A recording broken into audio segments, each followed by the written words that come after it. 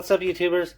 Today we're going to talk about the T.W. Price Design Dawn, designed by Tyler Price himself. I will link his Instagram below. Kind of an interesting story. Young guy has designed knives for a while in his head, and this knife absolutely just delivers on what is in that marvelous head. I gotta say this. This is a full titanium liner lock. So yeah, you actually have an inset liner there, which is really, really nice. Locks up great. Very secure. This particular model is right-hand tip-up only, though he did, on the release of this, sell some left-handed ones, so that's a good thing.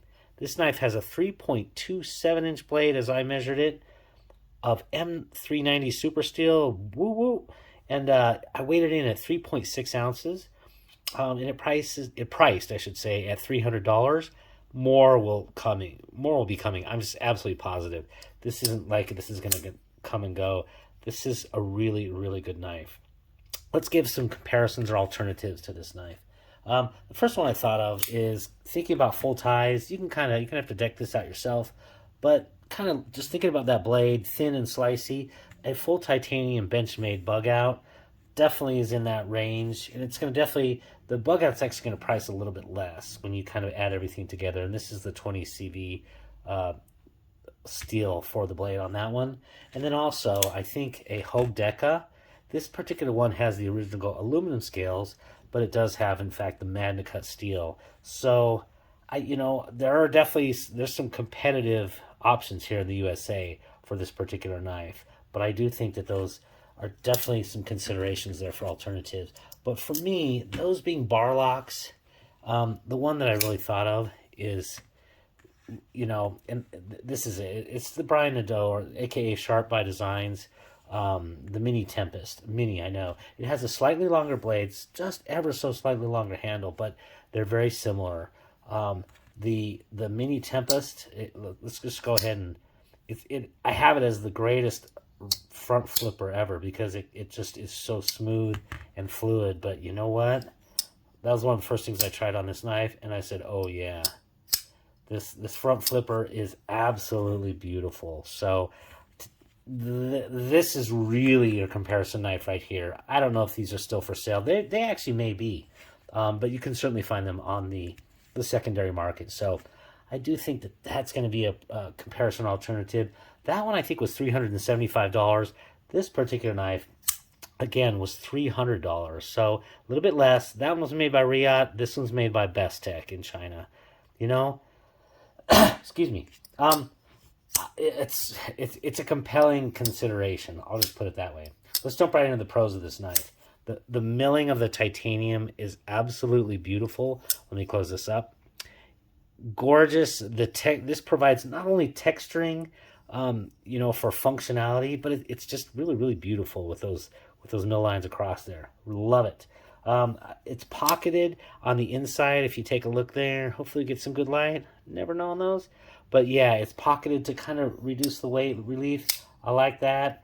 And then the edges are in fact chamfered. You can just see ever so slight chamfering there on those edges all the way around, and it just provides for great comfort in hand.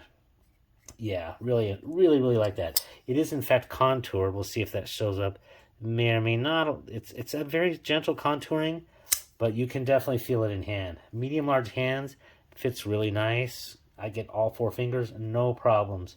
In terms of the action on this one, it does have ceramic bearings, and we're going to talk a little bit about the cons and how I had to get this here. It didn't come out of the box this way so much, but it is an amazing front flipper. Absolutely fantastic.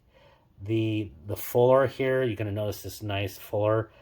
Very good. You have to hit it at just kind of the right angle, but it has just enough texturing, but it's not super sharp, so it doesn't hurt. Works very well left-handed. If I could do it left-handed, I will say the backside Spidey flick works a little bit better left-handed. For me, I'm not left-handed, so not my best thing. But the backside Spidey flick, for me, is just, that is where it's at on this one. Like I said, the front flipping is great. Action can't be argued on this one at all. The pivot collar provides a nice, beautiful bit of pop, and you can actually buy replacement ones. Do some of your own anodizing from his website. You know, that's a really good thing. I like that. It is a very thin and slicey blade. I think I want to say it's 0.11. I don't know. I don't remember, honestly. I'm kind of making that up now. But the blade stock is very thin. It does have a nice relief wedge there on the top. It's not the most comfortable for when you're actually kind of doing assisted cutting on that one, to have that swedge go all the way back here. I wouldn't mind if the swedge actually kind of ended there at the fuller. You know, it's just one of those things. But it's a very effective blade. The heat treat is listed as 60 to 61 HRC. I can't argue with that. Again, we're going to talk about that during the cons. I did change this. It was not a symmetrical edge, and it was a little bit unrefined. So this now has a symmetrical 20-degree edge on each side. You'll notice how small that edge bevel is. Very small. I'm going to show an example of a Rick Hinderer knife, the Half Track, one of my favorite ones.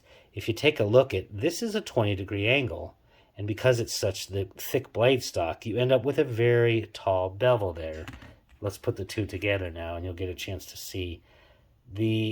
That's where your thin blade stock, that's really what you're getting for that. Is you're not, never mind the functionality of slicing performance, but just from a sharpening perspective, it's a lot less work. So this one was like 45 minutes to really reprofile. One side was a little over 20 degrees. One side was a bit under 20 degrees. Not a problem with that, really. I won't call that a con.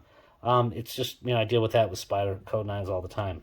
But I will say the heat treat, I think, was very consistent with the 6061 listing based on some experience I had with a recent Spartan Harsey that was in S45 VN and was in that 59 to 61. So have no disagreement with that at all. You can see that little curvature right there in the blade.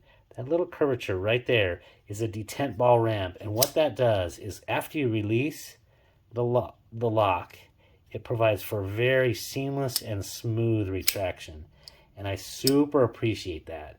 That for me is just one of those things that this is a dude who's been watching the knife community and knows the things that people love and really the difference makers. And that's a difference maker. Let's jump into the cons of this one. I will go ahead and link it at the end of this video, but out of the gate, it was a little bit grainy, especially on retraction. And it literally was just like kind of jumping. So it wasn't very smooth. It was like, it was jumping like that. And I didn't really appreciate that. But it was one of those things where, you know what, if you think about what Nick Shabazz does before he even reviews a knife, first thing he does is take it apart and kind of condition it. This one did require a little bit of conditioning, but it is absolutely beautiful now. It just needs a little bit of a viscosity of oil against, between the ceramic bearings and the race washers. It has been beautiful, and I absolutely love it ever since. I would call that a con, though. This is a $300 knife. I'm not expecting, kind of some of the gradiness that I get from a Benchmade for $200. Last thing I will say is that edge was a little unrefined. It cut through boxes and so forth as a thin knife would, but it wasn't really great. It wasn't until after I really kind of took off that edge. Like I said, I don't think it was really a matter of heat treat. It was probably a burned edge. But one of the things that wasn't so spectacular about this knife was that it did not have such good edge retention. I went through just a few boxes and other stuff, and it didn't do so well. I was concerned that the heat treat might have been a little bit soft. It's slicing really well now. I did have to give it a full sharpening, but it actually slices really well at this point in time. I will say I don't think it's necessarily a bad heat treat. I think it was probably just a burnt edge, something like that. So it cuts just fine. I will say I have a fairly good idea whenever I do utilize a sharpening system to know just how much it resists abrasives when you're using diamond stones and ceramic. And I would say that this is probably a fairly common heat treat of 59 to 61, just based on other knives I've done. It felt very much like the Spartan Blades Palace. So I will say I feel much better about the edge now, and it's definitely performing much better. You might have seen it, or you saw it on the front side. I cut through that aluminum can. Absolutely beautiful. And no deflections at all. That's a good way that you can tell is after fresh sharpening is cut right through an aluminum can and see if it loses anything. This did not lose anything at all. So for my money, like I said, I believe on the HRC, but I do wish that the edge was a little bit better than a Benchmade coming out of the box. Overall, what would I say?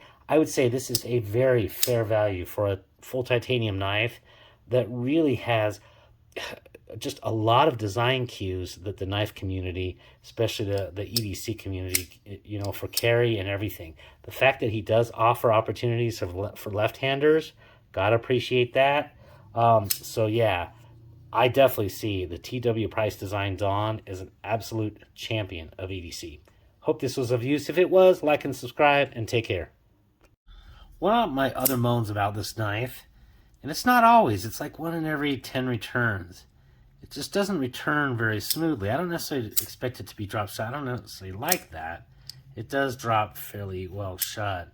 It just has a little bit of a jankety jiggetyness to it that makes me feel like the race that, so this being titanium, I'm assuming there's going to be some washers in there, and the race that's formed between the bearings and the race is just not overly smooth.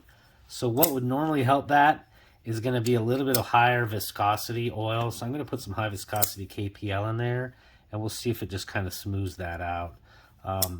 So, you know, I'll do this probably in fast forward. It looks to be a fairly straightforward knife. Yeah, so we'll go with that.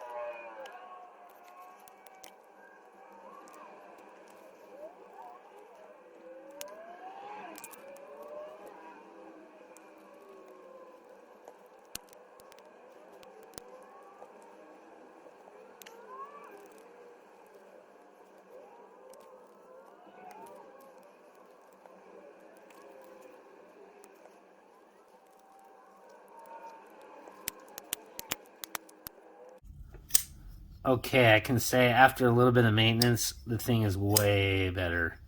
It just had a fair bit of, I guess, just little metal wear from the ceramic bearings. It did appear to be ceramic bearings against the little steel races, washers inside there between the titanium and the bearings. So yeah, it's so much smoother now. Actually, it's got a perfect, just one little flick.